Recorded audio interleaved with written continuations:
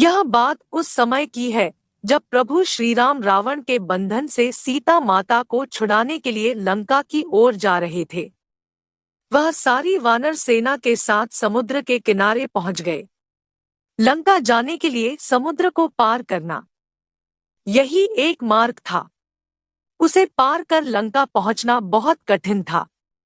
वहां ऐसा कोई साधन नहीं था कि इतने बड़े समुद्र को पार कर लंका पहुंचा जा सके।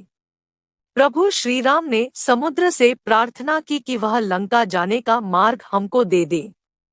इस पर समुद्र ने उनकी नहीं सुनी। इस प्रकार 3 दिन बीत गए।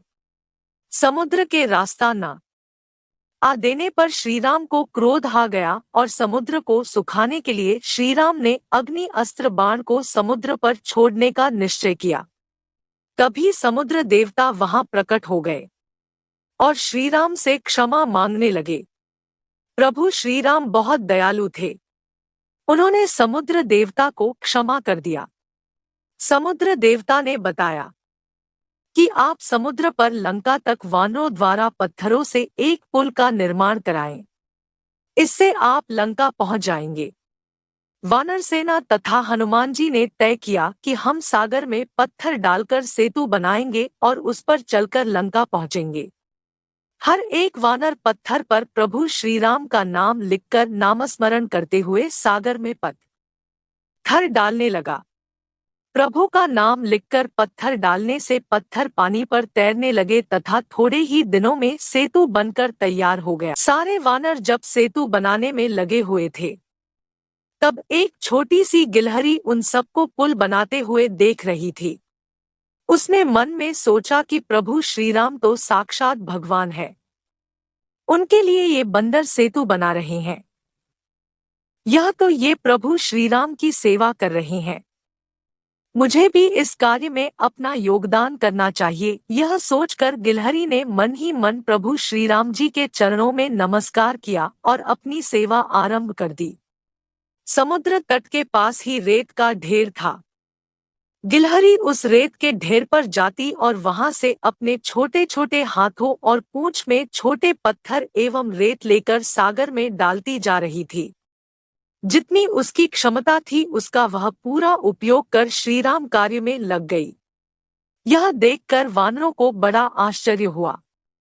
एक वानर ने उससे कहा, अरे तुम इतनी छोटी हो और एक एक कण रेत लाकर समुद्र में डाल रही हो, क्या तुम्हारे ऐसा करने से पुल बन जाएगा?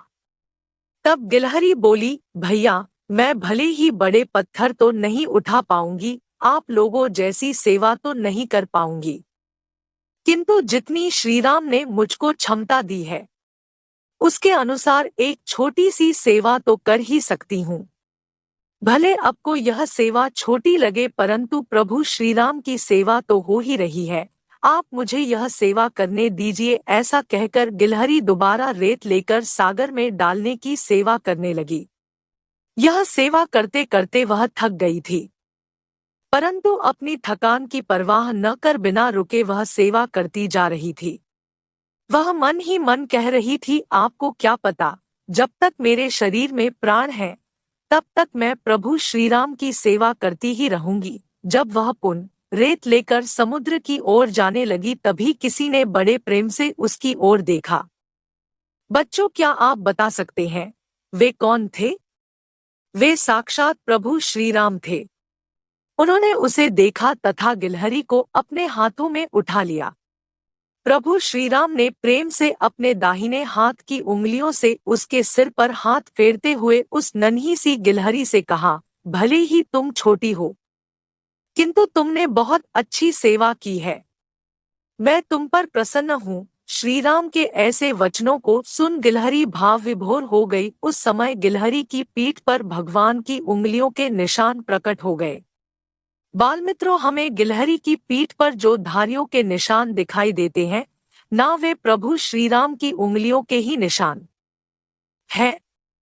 प्रभु श्रीराम ने गिलहरी से कहा, जो भी तुम्हारे जैसी सेवा करेगा उस पर हमेशा मेरी कृपा बनी रहेगी, उसे किसी प्रकार की कमी नहीं होगी।